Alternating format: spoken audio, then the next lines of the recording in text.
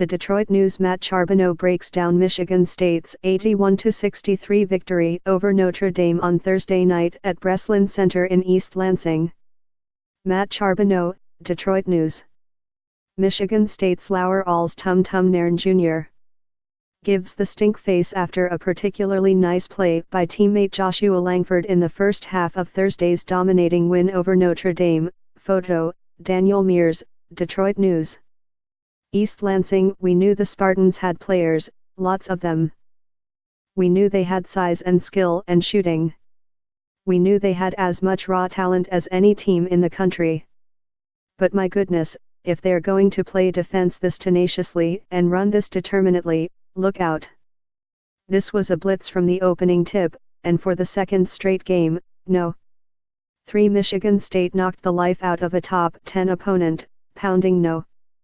5 Notre Dame, 81-63, on Thursday night in the Big Ten/ACC Challenge. Star Miles Bridges isn't fully recovered from an ankle injury? No problem.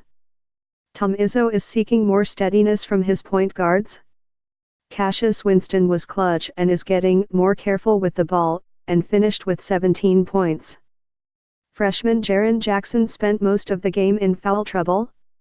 He still delivered 14 minutes of hellacious, long-armed defense on Notre Dame star Bonzi Colson. More, Michigan State turns top 5 showdown into Irish wake. I suppose we should get used to performances like this, after Michigan State bombed No. 9 North Carolina, 63-45, the other night, holding the Tar Heels to 24.6% shooting. But Notre Dame coach Mike Brey wasn't used to it, and had no problem admitting his team couldn't handle it. 10 minutes into the game, Michigan State had sprinted to a 31-11 lead over a senior-laden team, and while the Irish recovered somewhat, it was brief. It was a little overwhelming because their fresh bodies wore us out, Brey said. They just keep coming at you. The first thing you start with is, can you stop their transition? And as much as we talked about it and tried to practice it, you couldn't simulate how fast they were coming down on us. They're as good as anybody in the country, and I'm glad they're not in our league. It's hard to find many teams in Michigan State's league this season. As far as we know, it might only be one top-ranked Duke, which beat the Spartans, 88-81, 2 weeks ago.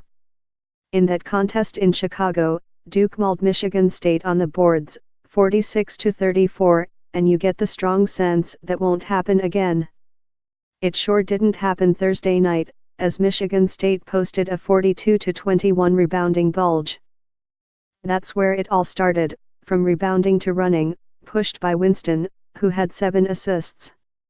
As he improves his defense, he improves his chances of directing the offense. Although the Spartans have so many options, it's almost ridiculous.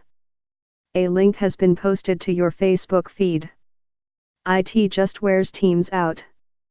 This night, it was Winston, 5, 4, 6 on 3-pointers, and Joshua Langford, 17 points. Many nights it will be Bridges, as he gets closer to 100%.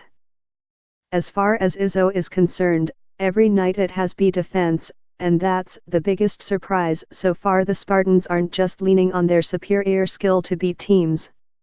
We've been way ahead of what I thought we'd be defensively, Izzo said.